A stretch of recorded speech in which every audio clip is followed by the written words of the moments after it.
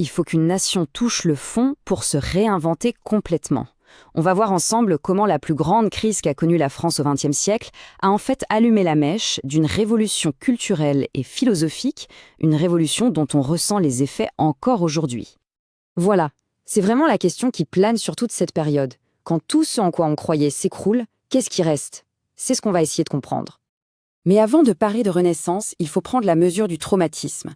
La France de 1940 n'est pas juste un pays qui a perdu une guerre. Non, elle est à genoux, humiliée et littéralement coupée en deux. Tout va à une vitesse folle. En à peine quelques semaines, la Troisième République, qui semblait si solide, s'effondre. Le pays est scindé, avec au sud un gouvernement à Vichy qui choisit de collaborer avec l'ennemi. C'est un choc, un chaos moral et politique. Et là, on ne parle pas que de stratégie militaire, si bien plus profond. C'est une crise d'identité totale. La France, qui se voyait comme un phare pour le monde, se retrouve face à son propre naufrage. Mais c'est justement dans cette nuit que des lueurs commencent à apparaître. Face à la défaite, face à la collaboration, des hommes et des femmes refusent. Ils disent non. C'est comme ça que naît la résistance. Et cette résistance, elle a plusieurs visages. D'un côté, il y a la lutte armée, bien sûr, la guérilla dans les maquis. Et de l'autre, une lutte plus silencieuse, mais tout aussi risquée, celle des idées, la résistance intellectuelle. Dans les deux cas, le prix à payer, c'était souvent la vie. On pense bien sûr à des groupes comme le Maquis du Vercors, des jeunes, souvent, qui partaient se cacher dans les montagnes pour prendre les armes. Une lutte directe, frontale et incroyablement courageuse. Mais la guerre, elle ne se jouait pas que sur le terrain. Elle se jouait aussi dans les têtes. Et pour ça, l'arme de choix, c'était les mots. Des écrivains, des poètes, ils ont continué le combat avec leurs plumes pour que l'esprit français ne meure pas. Quand la France est enfin libérée, il y a deux noms qui sont sur toutes les lèvres, deux poètes qui deviennent les symboles de cette résistance par les mots, Paul Éluard et Louis Aragon. Leurs poèmes, passés sous le manteau, ont été de véritables bouffées d'oxygène pendant les années noires. Tout ce chaos a laissé un vide immense. Les grandes idées, les philosophies d'avant-guerre, tout ça semblait soudain complètement dépassé, dérisoire. Il fallait trouver une nouvelle manière de penser, une philosophie taillée pour un monde qui semblait avoir perdu tout son sens. Et c'est là que l'existentialisme entre en scène. Ce qui est dingue avec cette philosophie, c'est qu'elle dit « Ok, le monde n'a pas de sens, il n'y a pas de grand plan. Mais justement, ça veut dire qu'on est radicalement libre. Libre et donc totalement responsable de ce qu'on fait de notre vie. » Cette phrase, inspirée par la pensée de Sartre, met le doigt sur le problème central. On est là, on existe, on a des projets. Et en même temps, on sait qu'on va mourir. C'est cette tension, cet absurde que les existentialistes vont explorer sous toutes ses coutures. Et pour porter ces idées, un trio va devenir iconique. Jean-Paul Sartre, Simone de Beauvoir et Albert Camus. Leur force, c'est qu'ils ne se contentent pas d'écrire des essais pour spécialistes. Non, ils utilisent le roman, le théâtre, pour que tout le monde puisse se poser ces questions. Et attention, ces réflexions ne sont pas restées dans les cafés de Saint-Germain-des-Prés.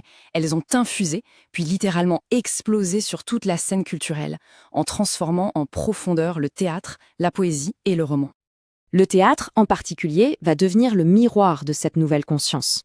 C'est la naissance du théâtre de l'absurde qui met en scène des personnages perdus, la difficulté de communiquer, bref, la condition humaine dans toute sa nudité.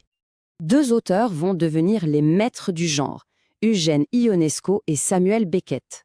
Leurs pièces sont déroutantes, elles cassent les codes du théâtre traditionnel. On y voit des personnages qui tournent en rond, qui attendent quelque chose qui ne viendra jamais. C'est déstabilisant, mais ça force à réfléchir. Et cette envie de tout réinventer ne s'est pas arrêtée aux portes des théâtres, loin de là. Elle a déferlé sur toute la littérature. Le but n'était plus simplement de raconter une histoire, mais de jouer avec le langage pour créer de nouvelles formes. Et là, on voit éclore des talents vraiment uniques. Jacques Prévert qui écrit des poèmes qui sonnent comme des chansons, Boris Vian qui mélange jazz, argot et science-fiction, ou même Francis Ponge, capable de faire de la poésie avec un simple cajot. L'idée, c'est vraiment de réenchanter le monde par les mots.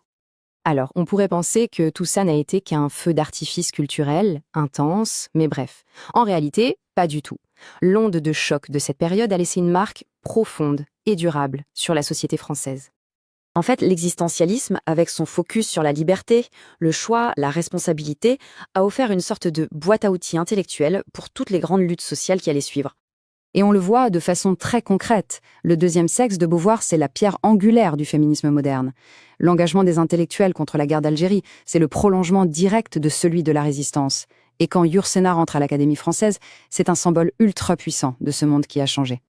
D'ailleurs, s'il y a une anecdote qui capture parfaitement l'esprit rebelle et joueur de l'époque, c'est celle-ci. Normalement, on ne peut gagner le prix Goncourt qu'une seule fois.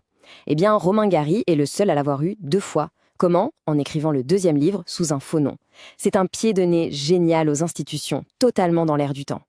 Finalement, la grande leçon de cette histoire, c'est peut-être ça. La reconstruction la plus importante, ce n'était pas celle des murs, c'était celle des esprits. C'est dans la culture, dans les idées, que la France a trouvé la force de renaître de ses cendres. Et ça nous laisse avec une question qui nous concerne tous, bien au-delà de cette période. Face aux crises actuelles, à nos propres effondrements, qu'ils soient petits ou grands, quelles sont les idées qui nous permettront de construire la suite? La question, évidemment, reste ouverte.